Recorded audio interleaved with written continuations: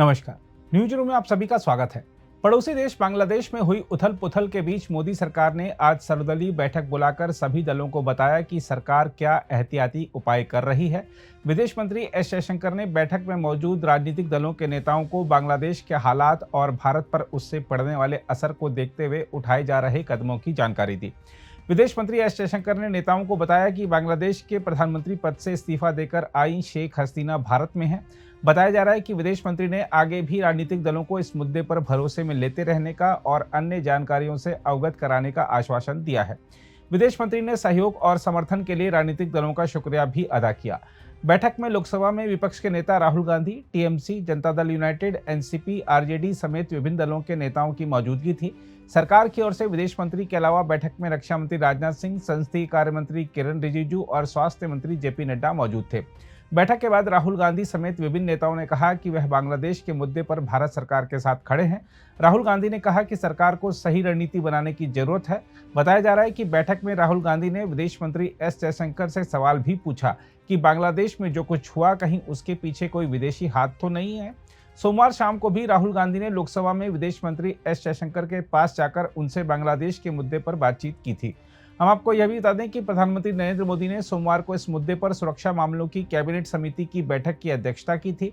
उस बैठक में सरकार के शीर्ष अधिकारियों ने बांग्लादेश की मौजूदा स्थिति के बारे में जानकारी दी थी। मोदी के साथ बैठक में गृह मंत्री अमित शाह, रक्षा मंत्री राजनाथ सिंह, विदेश मंत्री एस जयशंकर और वित्त मंत्री निर्मला सीतारमण शामिल थे।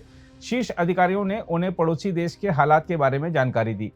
इस बीच भारत ने बांग्लादेश से लगती सीमाओं पर सुरक्षा कड़ी कर दी है। सीमा सुरक्षा बल यानी बीएसएफ ने बांग्लादेश में हुए घटनाक्रम के मद्देनजर 4096 किलोमीटर लंबी भारत बांग्लादेश सीमा पर अपनी सभी यूनिट के लिए हाई अलर्ट जारी किया है। अधिकारियों ने बताया है कि बीएसएफ के कार्यवाहक महानिदेशक दलजीत सिंह चौधरी और अन्य वरिष्ठ कमांडरों ने सुरक्षा स्थिति की समीक्षा के लिए पश्चिम बंगाल के अग्रिम मोर्चे का दौरा भी किया।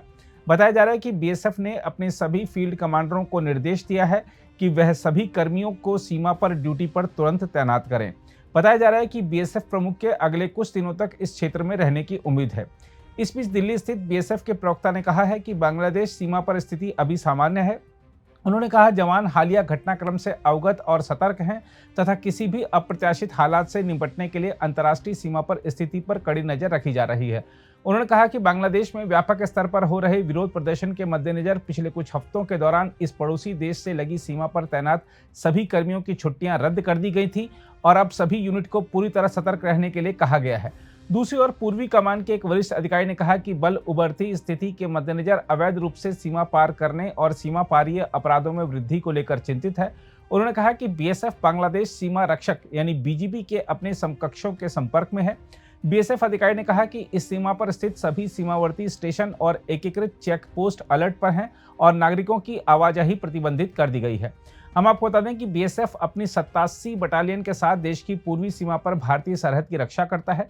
देश की पूर्वी सीमा को 5 राज्य साझा करते हैं। पश्चिम बंगाल बांग्लादेश के साथ कुल 2217 किलोमीटर की सीमा साझा करता है। इसके अलावा Tripura 856 kilometre, Meghalaya 443 kilometre, Assam 262 kilometre और मिजोरम 318 किलोमीटर सीमा साझा करते हैं। अगर आप भी लेना चाहते हैं देश दुनिया की तमाम जानकारी तो आज ही सब्सक्राइब करें हमारे चैनल को। साथ ही नीचे दिए बेल आइकन को जरूर दबाएं ताकि हर अपडेट आप तक पहुंच सके।